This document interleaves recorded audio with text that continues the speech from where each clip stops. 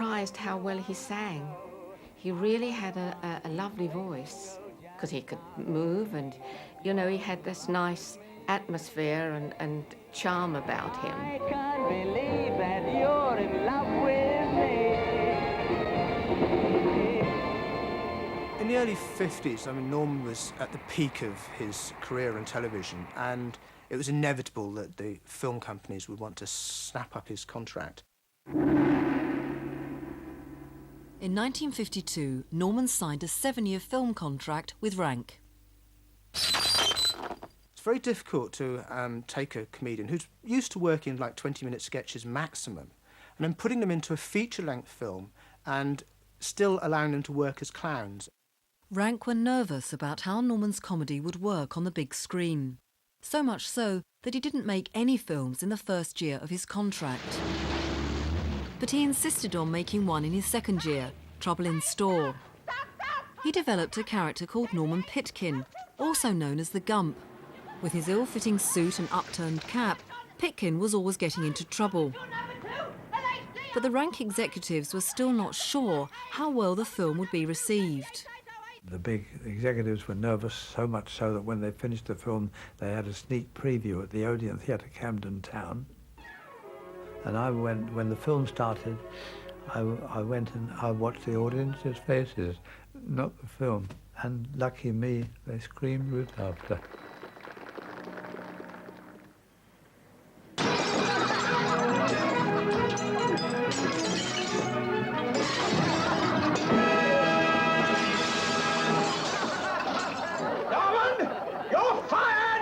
Despite all of the evidence that they had this success on their hands, Rank still denied it a West End release.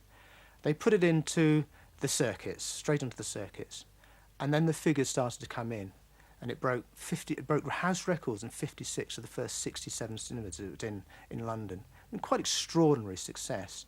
Breaking records everywhere. The audiences absolutely loved him. The sky was the limit with Norman. I mean, that's proof of it. It was the biggest hit the Rank organisation ever had. Trouble in Store also introduced the song Don't Laugh at Me, which was written by Norman. The song spent 15 weeks in the top 20 and became his signature tune. Don't laugh at me, 'cause I'm a fool. I know it's true, yes, I'm a fool. Norman was a huge hit with the British public and his film career was launched.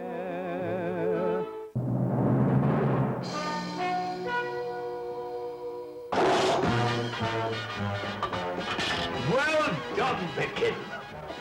It's probably 1963 when a film called Stitch in Time was released, probably the biggest success he ever had. And Rank certainly owned up to it, being a bigger film than the Bond film of that year. He was such a workaholic. I admire him terribly, I really do, because everything is a detail of it is worked to the nth degree. A-J-K.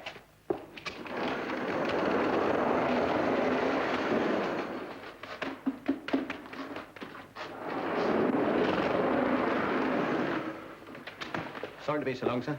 Through lunch breaks, everything, he might have a coffee, but you'd see him, everyone would go off and he'd come back and he'd just perfected maybe a tiny one dance step. Or one fall. And he got it to perfection.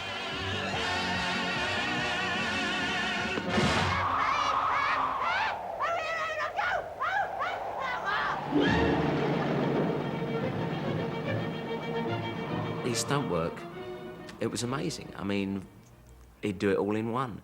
One particular time he was telling a story about going through a brick wall in a hospital, in a wheelchair, and landing on the top of an ambulance. And he did all that. You know, I mean, that's phenomenal. There are stuntmen that wouldn't do that. Absolutely blind, going through a wall and landing on the top of a moving ambulance. It's a great piece of film. Pitkin will be disappointed he missed all the excitement.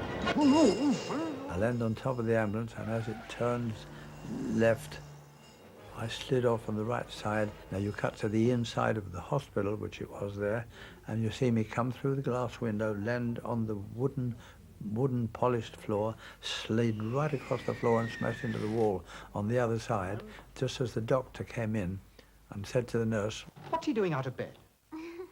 Everything's very well thought out. He explained it in an interview once about falling down the stairs. He knew exactly where he was when he was falling down the stairs. Every single step, he just knew his forearm was going to be on the third step and then his back would be on the second step. So he was always in control.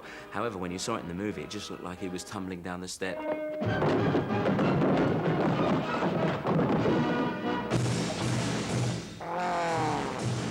A particular favourite of mine, it's when he's in the marching band in at the big function, the big banqueting hall, and he's found himself a trombone and he's marching up and down. All the little tricks and stuff that comes in there, all very worked out. You know, the juxtaposition between him and this very rigid marching band, and at one point ice cream goes down the tube of the trombone and he spurts it out over everybody, and it's just great stuff.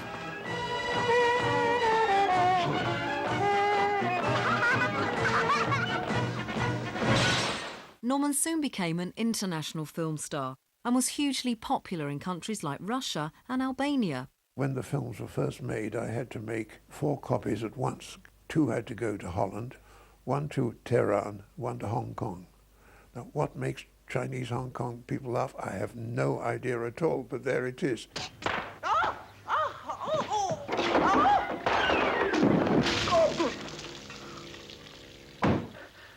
You wanted to see me, sir?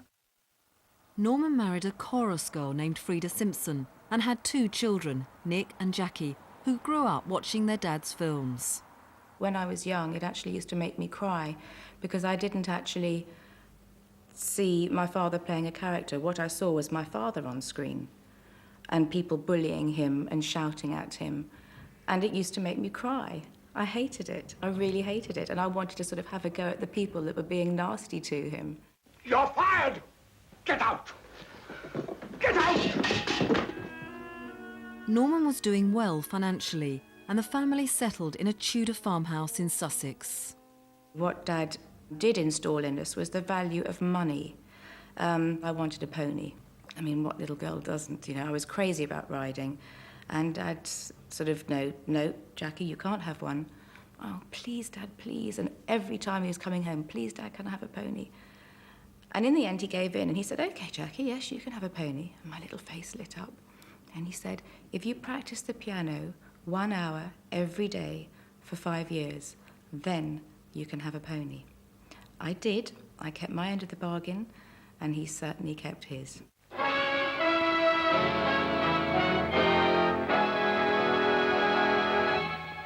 This is the London Palladium. I think probably the greatest achievement on television has to be the special he did with Bruce Forsyth. In 1961, Norman was up for guesting on Sunday night at the London Palladium, which was the principal sort of variety show on television. And there was a strike on at the time, and they couldn't have any support acts. With only a week to rehearse, Norman Wisdom and host Bruce Forsyth decided to do the show all by themselves.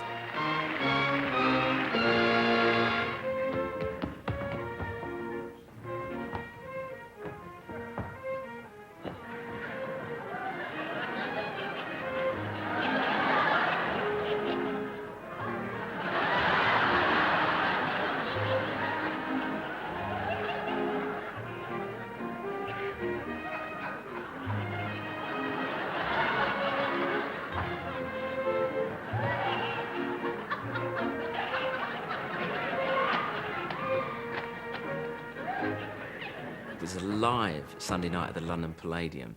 They did a routine that was most adventurous, and they'd worked on it a lot. But even at moments, there were little bits that went wrong, and both of them, their professionalism took over, and they managed to get themselves through it.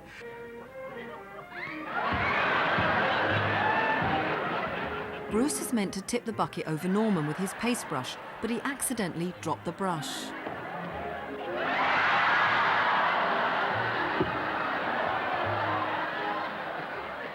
Just a phenomenal piece of television. Legendary.